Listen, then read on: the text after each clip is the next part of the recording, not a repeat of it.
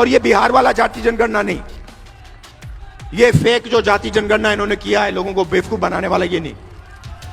नमस्कार, insider live में आपका स्वागत है। मेरा नाम है काजल तिवारी। लोकसभा में नेता प्रतिपक्ष और कांग्रेस नेता राहुल गांधी ने बिहार के जातीय जनगणना पर बड़ा बयान दिया है। राहुल गांधी ने कहा है कि देश में जातीय जनगणना होगा जब हमारी सरकार बने। उन्होंने बिहार की जातीय जनगणना को फेक बताया है। राहुल गांधी ने कहा कि बिहार सरकार द्वारा करवाई गई जातीय जनगणना का कोई मतलब नहीं है, फिर से जातीय जनगणना होनी चाहिए। दरअसल राहुल गांधी संविधान सुरक्षा सम्मेलन में भाग लेने के लिए पटना पहुंचे हुए थे। बापू सभागार में संविधान सुरक्षा सम्मेलन कार्यक्रम में उन्होंने भाग लिया। इस दौरान सभा को संबोधित करते हुए राहुल गांधी ने कहा कि जब हम पटना पहुंचे तो गंगा नदी के किनारे से होते हुए यहाँ पहुंचे। उन्होंने कहा कि गंगा का पानी देश में सब जगह जाता है, वैसे ही संविधान हर व्यक्ति और संस्था तक पहुंचना चाहिए।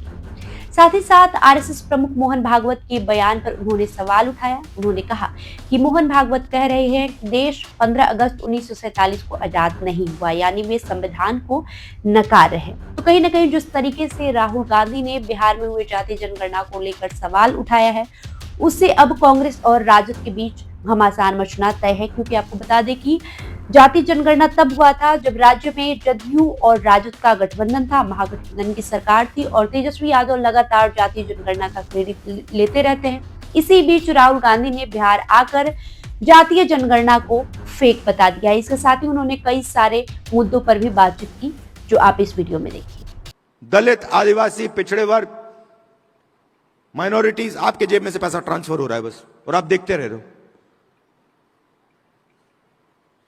ये प्रॉब्लम है। अब पहला कदम हमारे लिए क्या है, मैं आपको बता देता हूं। पहला कदम हमें यह पता लगाना है कि सच्ची स्थिति क्या है, सच्ची सिचुएशन क्या है। जाति जनगणना, और हम छोड़ने वाले नहीं है। और ये बिहार वाला जाति जनगणना नहीं, ये फेक जो जाति जनगणना इन्होंने किया है लोगों को बेवकूफ बनाने वाला, ये नहीं। और जाति जनगणना के बाद आप क्या एक्शन लेंगे वो सबसे जरूरी है। जाति जनगणना क्या है? जाति जनगणना एक्सरे जैसा है। किसी को चोट लगती है, डॉक्टर के पास जाता है, कहता है डॉक्टर मेरे हाथ में दर्द है। डॉक्टर एक्सरे करता है, कहता है हां हाथ टूटा हुआ है। तो जाति जनगणना एक्सरे, एमआरआई जैसी चीज है। अगर आपने आज सुबह पानी पिया तो वो आपके अंदर है, आपके खून में है। अगर आपने आज सुबह रोटी खाई तो उस रोटी में था। वैसे ही ये इस संविधान का विजन वही था। हम चाहते थे कि जैसे गंगा का पानी सब जगह जाता है, वैसे ही विजन था कि इस संविधान की जो सोच है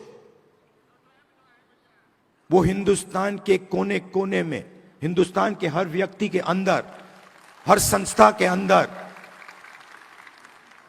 जैसे गंगा का पानी जाता है वैसे जाए।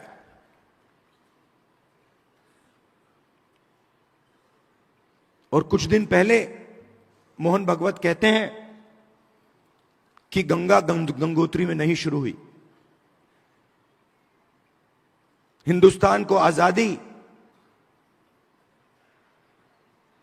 15 अगस्त 1947 को नहीं मिली,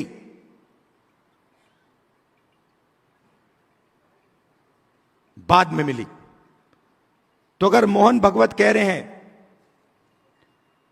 कि 15 अगस्त 1947 को आजादी नहीं मिली,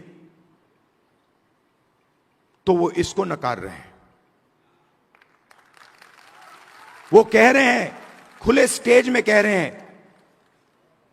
कि इस किताब में जो सोच है उसका हिंदुस्तान के लिए कोई मतलब नहीं है। यह आजादी का नतीजा नहीं था, क्योंकि उस समय मोहन भागवत के मुताबिक आजादी तो मिली नहीं।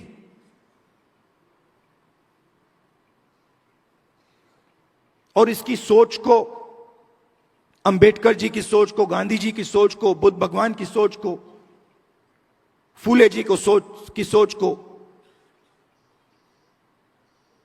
वो मिटाने लगे हैं। हिंदुस्तान की हर संस्था से, हर इंस्टीट्यूशन से, फाइनेंशियल सिस्टम से, इकोनॉमिक सिस्टम से, पॉलिटिकल सिस्टम से, सोशल स्ट्रक्चर से मिटा रहे हैं उसको।